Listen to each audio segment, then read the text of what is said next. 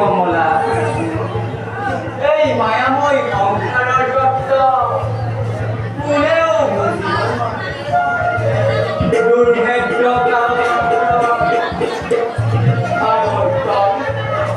আৰু বিৱৰ্তনৰ মাজত এই বিশ্ব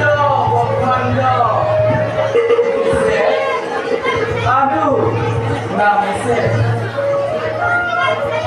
কালৰ আৰেক অনুক্ৰমে কৰ্তব্যভাৰ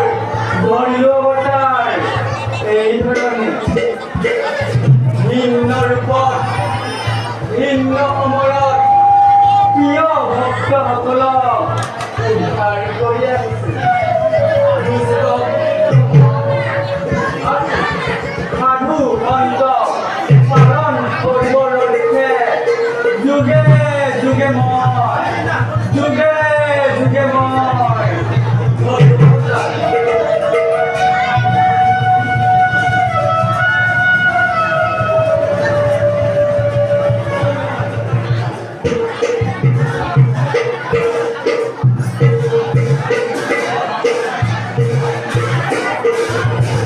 কৃষ্ণ কৃষ্ণ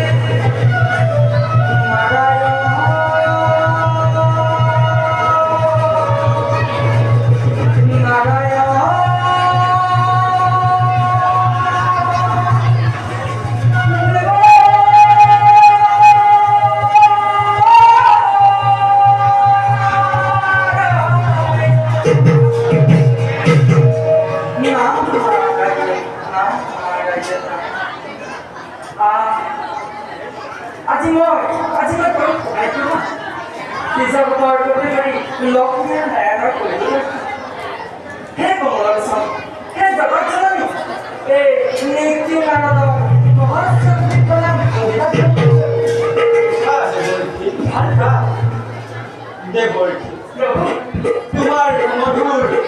হৰি নাম শ্ৰৱণ কৰিবলৈ পাই আমি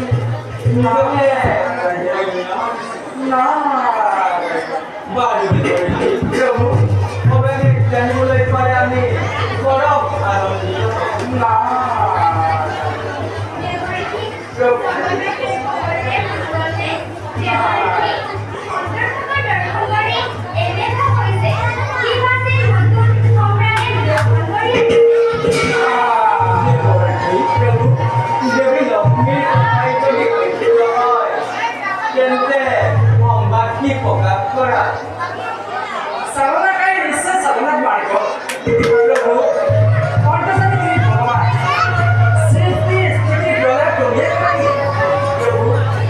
তোমাৰ আদিমতা বুজিব পৰা শক্তিয়ে কাৰণে কিন্তু প্ৰভু এই নেতিনাথৰ আদিমতা বুজিব পৰা শক্তি তেনে নলা তথাপিতো শুনিছে যেতিয়া কম এই প্ৰজাপতি দক্ষ মহাৰাজে তেওঁ কইনা অতি সুন্দৰী ভয়ংকৰ এজন কৰি প্ৰভু দক্ষ ভিন্ন সকলোকে কিন্তু বাকী প্ৰভু কিন্তু ব্যক্ত কৰা তোমাৰ মনোৰঞ্জন প্ৰভু বাকী মোক প্ৰভু তাৰ বাবে তুমি নকৰিব লঘুৱাকৈ মহাদেৱে নিজেই উপস্থিত হ'ব স্বয়ংবৰস্থলী নিমন্ত্ৰণ আমন্ত্ৰণ নালাগে দিব দক্ষৰ দুখিতা মহাসতীয়েও তাইও কাম্য মনে বাক্য কৰি আছে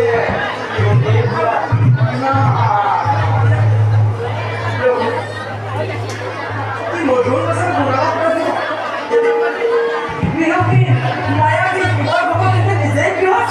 নহয় দেৱৰী প্ৰভু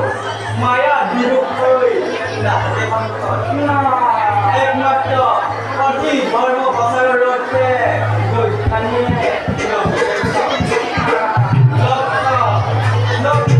লক্ষ আহিলেও বাধা দিব নোৱাৰে আৰু প্ৰভু ৰহস্য মনো অনত কুমাৰ আৰু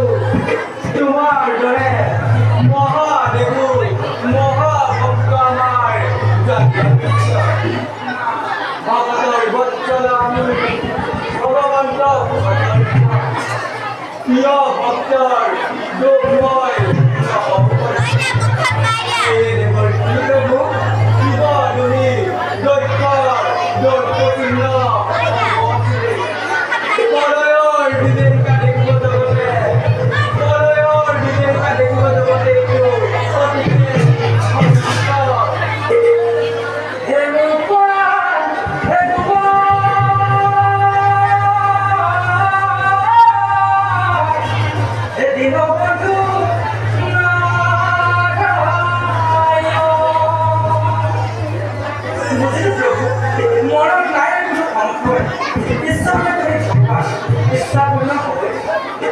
প্ৰভু উভয়কে প্ৰণাম জনাই যাবলৈ যাতে নাৰায়ণী